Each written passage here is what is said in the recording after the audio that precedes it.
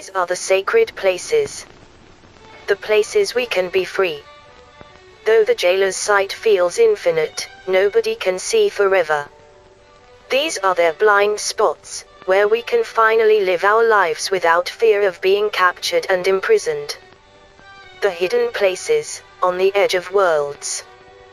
The places where maps cannot touch.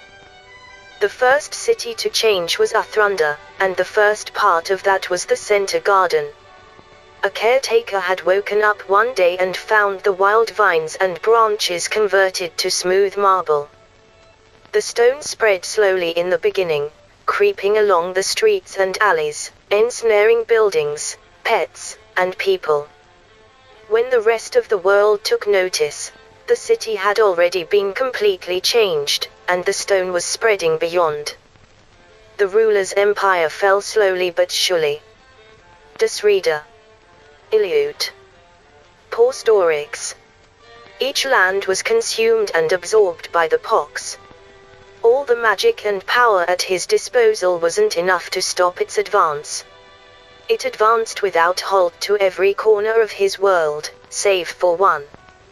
His castle remained untouched, until now. Every one of his kingdoms has been destroyed. The marble is encircling his fortress. He cannot sleep because of the sound of it cracking the earth.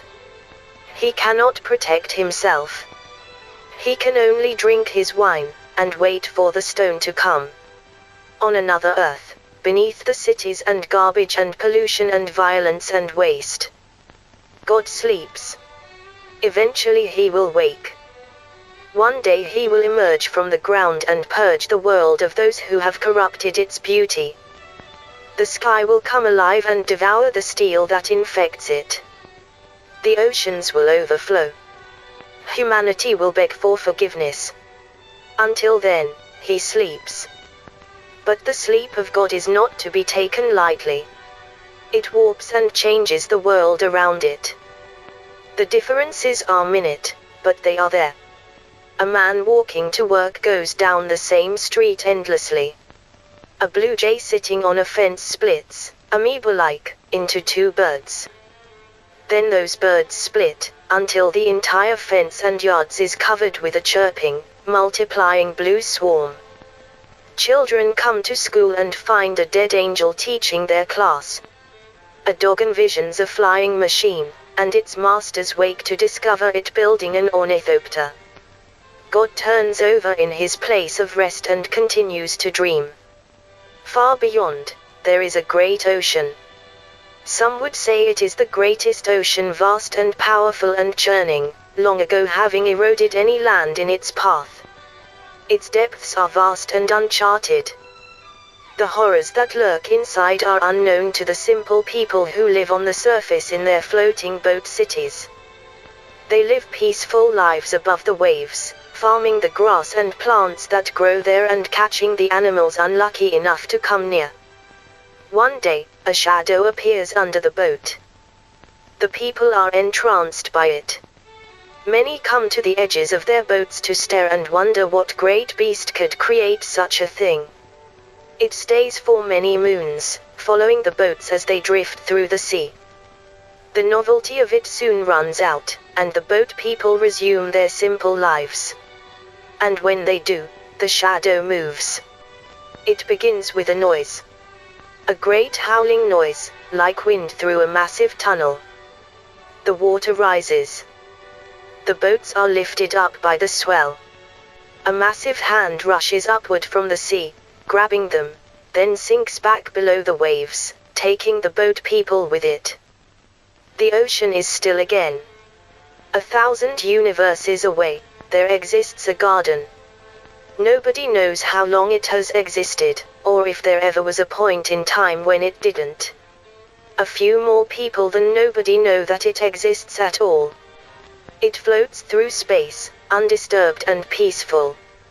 A rocket approaches it. On the rocket is a man, the last survivor of a humanity that has destroyed itself.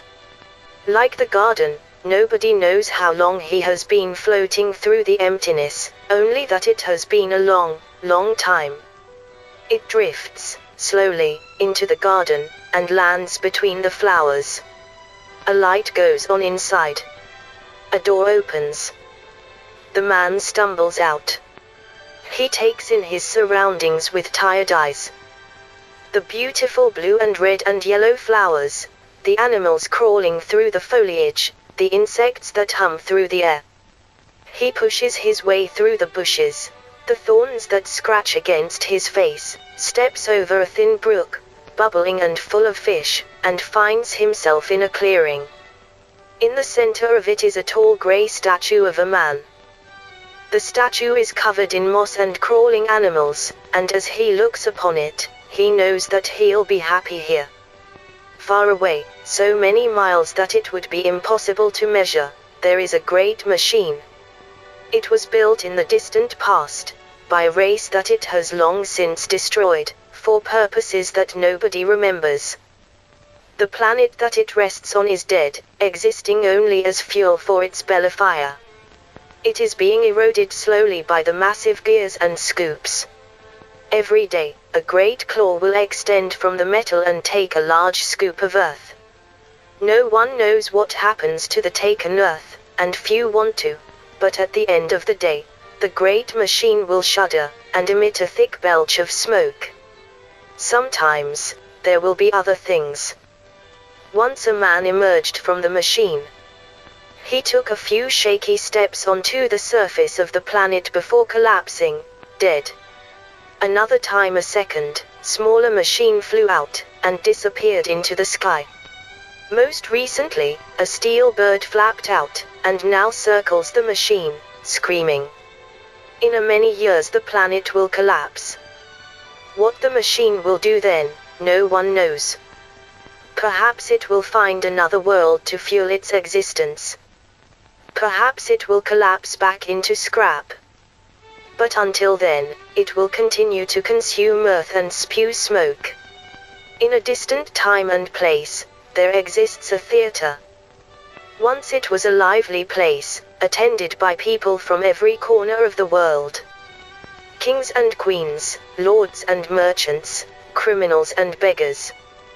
The performances were spectacular, unmatched by those in any other theater that has ever or will ever exist. Many thought it would exist forever. Sadly, it did not. Now, the halls and stages are empty, home only to memories. The props are dusty and worn. The costumes are ripped. The lights are broken. A small, round thing floats through the air. It whirs as it flies. Powered by stray atoms it scoops from the air and converts to fuel. It is here to observe the lost theater. Who sent it, it cannot remember. If it could remember, it probably wouldn't care. What matters is the data, pictures, measurements, and samples that it will collect. A noise from the right grabs its attention. Floating into the offending room, it sees something unexpected. A woman, climbing onto the broken stages. She stands motionless for a moment, with her eyes closed. Then she looks straight at the machine. A smile comes to her lips. From a source the machine cannot identify, music starts to play. The woman holds her arms in front of her, takes a step forward, and begins to dance. Close to all of these, and also very far away, exists a library. In the library there is a man. The man is sitting at a desk, with 2 books and a pen. One of them is small, and full of words. The other is large, and empty. He treats both with care as he turns through their pages. Every so often, he will lean in close to the small book. Then he will take his pen, dip it in the inkwell, and write a word in the large book. The word then disappears, absorbed into the pages, and he continues to read. Sometimes a patron will pass and ask what he's doing, but he'll ignore them. There is no reason to stop for fools. This is his life's work, and soon it will be complete. Soon, the world will know his name.